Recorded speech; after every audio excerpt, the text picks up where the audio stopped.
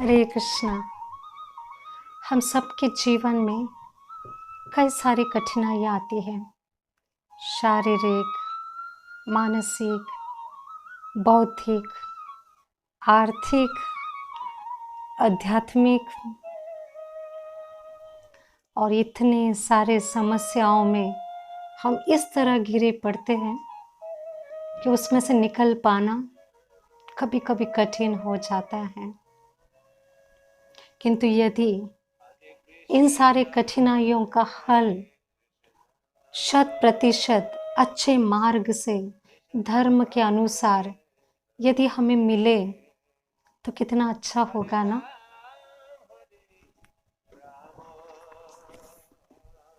भगवद गीता यथारूप। श्रील प्रभुपाद जी ने इसी भगवद गीता को अपने आयु के 70 वर्ष में यहाँ से विदेश में ऐसी जगह जहाँ पे संस्कृति का कोई भी नामो निशान नहीं था, ऐसी जगह जाके उन्होंने हमारे ज्ञान का, आध्यात्मिक शक्ति का प्रचार किया। वहाँ के लोग कहते थे कि आप इतनी वयोवृद्ध अवस्था में अपने देश को छोड़कर यहाँ पर किस लिए आए। अत्यंत सुंदर जवाब प्रभुपाद जी उन्हें देते थे। वे कहते थे कि आप जब हमारे भारत में आए चोरी करने के लिए तो आपने कोहिनूर हीरे जैसी कई सारी चीजें तो चोरी की, किंतु सबसे अत्यंत अनमोल जो रतन है ज्ञान का, उसे वहीं पर भूल आए। उस ज्ञान को मैं आप तक पहुंचाने के लिए आया हूँ और इसी ज्ञान को भगवान श्री कृष्ण ने मार्गशीर्ष शुक्ल पक्ष की एकादशी पर्व पर अपने मुखमंडल से अर्जुन को यह गीत सुनाया था। अर्जुन को भी कई तरह के प्रश्न थे। वैसे अर्जुन अत्यंत निपुण थे, धनुर्धर थे, बलवान थे, शूर थे, किंतु उसके पश्चात भी जब उन्हीं के सामने कुरुक्षेत्र के युद्ध में अपने परिजनों को उन्होंने देखा तो वे अत्यंत भावुक हो गए। भावनिक समस्या, बुद्धि उनकी काम नहीं करने लगी, बौद्धिक समस्या, और अपने गांडियों को नीचे रखकर वे भी रथ में बैठ गए। उस समय भगवान श्री कृष्ण ने 700 श्लोकों में मात्र 45 मिनट में अर्जुन को उनके सारे समस्याओं का हल अत्यंत सुंदर गीत में बताया।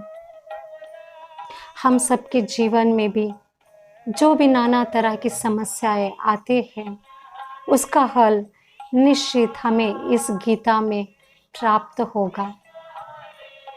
कुरुक्षेत्र के युद्ध में जब दुर्योधन और अर्जुन कृष्ण से मिलने गए, अर्जुन ने पूछा, हे श्री कृष्ण, आप युद्ध में किसकी ओर से लड़ोगे? भगवान श्री कृष्ण ने कहा कि युद्ध में मैं किसी की भी ओर से लड़ूंगा नहीं, ना ही मैं कोई शस्त्र उठाऊंगा। अब दुर्योधन तो अपने आप में सोचने लगा कि ऐसे व्यक्ति को लेकर मैं करूंगा क्या। भगवान श्री कृष्ण ने कहा कि मेरे पास 2 विकल्प हैं, या तो मेरी नारायणी सेना या मैं। अब इन दोनों में से दुर्योधन, जो अपने आप को चतुर समझ रहा था मंद बुद्धि के कारण, उन्होंने भगवान श्री कृष्ण के चुनने की बजाय भगवान की नारायणी सेना को चुना। जैसे श्री कृष्ण ने अर्जुन को पूछा कि हे अर्जुन, आप क्या चाहते हो? बुद्धिमान अर्जुन ने कहा कि हे कृष्ण, हमें आप चाहिए। आप जहाँ पर हो वही हमें सब कुछ सर्वथा मान्य है, स्वीकार है। सखा थे अर्जुन, प्रेमी थे, भक्त थे भगवान के। और उस युद्ध का परिणाम हम सब जानते हैं। विजय अर्जुन की हुई, अर्थात धर्म की हुई। दुर्योधन तो कोई भी बनना नहीं चाहता, सब अर्जुन की तरह विजय प्राप्त करना चाहते हैं। हमारा जीवन भी एक युद्ध से कम नहीं है, और उसमें भी इस कलयुग के परिस्थिति में उन सारे प्रश्नों के जवाब इस भगवद गीता में यदि प्राप्त करना हो तो हमें निश्चित ही कृष्ण के इस गीत को गाना चाहिए, इन श्लोकों का अध्ययन करना चाहिए। अर्जुन जब पुनः भगवान श्री कृष्ण से मिलने के लिए द्वारका गए थे, तब भगवान तो वहां पर नहीं थे। 128 वर्ष उन्होंने अपनी लीला की। उसके पश्चात विश्वधाम गोलोक वृंदावन निकल चुके थे। अर्जुन ने भगवान की कुछ रानियों को लेकर द्वारका से हस्तिनापुर लौट रहे थे, वन के मार्ग से। रास्ते में आते वक्त उनको कुछ कोल भील बच्चों ने युद्ध के लिए ललकारा। अर्जुन तो धनुर्धर थे ही, जिन्होंने मत्स्य भेद से द्रौपदी को जीता था। अपने गांडीव के डंकार से कुरुक्षेत्र में विजय प्राप्त की थी। वही धनुष्य था, वही रथ था, और वही वे अर्जुन थे। किंतु इस कोल भील बच्चों ने उन्हें हरा दिया। अर्जुन कुछ समय के लिए विचार करने लगे कि मेरे पास तो वही सब कुछ है, उसके पश्चात भी छोटे से बच्चों ने मुझे पराजय कैसे कर दिया। वे समझ गए कि इस समय इस धरातल पर और मेरे साथ श्री कृष्ण नहीं है। जो भी उन्होंने विजय प्राप्त की थी कुरुक्षेत्र में, वो एकमात्र भगवान श्री कृष्ण और उनके ज्ञान की वजह से। हमारे जीवन में जितनी भी समस्याएं आती हैं, युद्ध की भांति भी हमें अनुभूति होती है। इन सारे प्रश्नों का हल एकमात्र है, इस भगवद गीता का अनुसरण करना, इस ज्ञान को अपने आप में ढालना। भगवान भगवद गीता में एक सुंदर श्लोक में कहते, जो वो श्लोक हमें भी अत्यंत प्रिय है। य इदं परमं गुह्य मद्भक्तेषु अभिधास्यति भक्तिं मयिं परां कृत्वा मामेव इष्यति असंशया। अर्थात कि जो भी मेरा यह परम गुह्य ज्ञान खुद भी पढ़ता है, औरों को भी सुनाता है, और इस ज्ञान को औरों को भी बांटता है, इस परम गुह्य के ज्ञान को देने से उस व्यक्ति की तरह, उस जीवात्मा की तरह मुझे अन्य कोई प्रिय नहीं है। संसार के गीत तो हम बहुत गा चुके हैं इस कलयुग के प्रभाव के कारण, किंतु वह गीत उतने ही नश्वर है। किंतु भगवान का यह शाश्वत गीत जो अनेक अनेक श्लोकों में वर्णन किया हुआ है, इसका कोई भी पन्ना आप खोलोगे तो यह ज्ञान से, आनंद से, शाश्वतता से प्रचुर मात्रा में, पूर्ण रूप में है। यह कभी नष्ट नहीं होता। अखबार तो हम पढ़ लेंगे, फेंक देंगे, किंतु यह ज्ञान, यह गीत शाश्वत है, जो न केवल हमारी समस्याओं का हल हमें बताएगा, अपितु हमें परम आनंद भी प्राप्त करा देगा। अर्जुन जब कुरुक्षेत्र के युद्ध में अपने परिजनों को देखकर बौद्धिक स्तर पे भयभीत हुआ था, तो भगवान कृष्ण ने ना केवल कर्म और कर्तव्य का ज्ञान दिया, ना केवल धर्म अधर्म का ज्ञान दिया, ना केवल आत्मा परमात्मा का ज्ञान दिया, अपितु हम सब के लिए यह सुंदर संदेश भी दिया कि जीवन को किस तरह से चलाना चाहिए।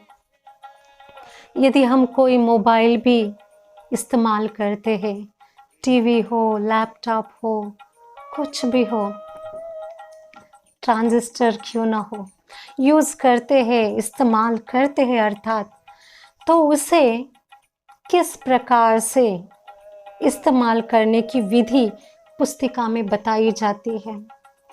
हमारे जीवन की शैली भी किस तरह से जीनी चाहिए, यह यथारूप अर्थात जैसे है वैसे ही, अपना मनोधर्म नहीं। श्रील प्रभुपाद जी ने इसमें वर्णन किया हुआ है।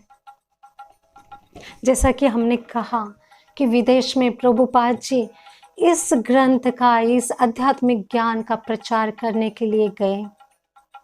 आइए हम सब भी इस ज्ञान को पूरे विश्व में, पूरे पृथ्वी पे फैलाते हैं।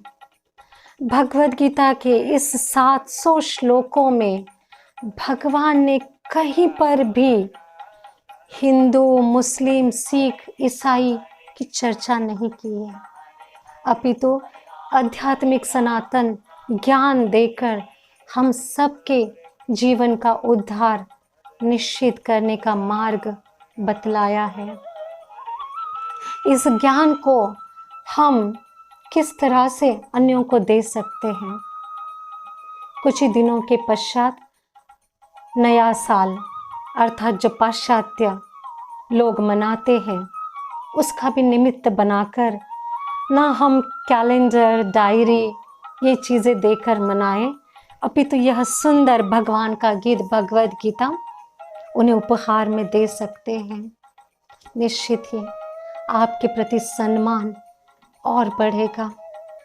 जितने भी विवाह कार्य होते हैं, जो भी संस्कार के कार्य होते हैं, उन मिठाइयों के साथ, उन निमंत्रण पत्रियों के साथ आप भगवद गीता को भी अन्यों को दे सकते हो।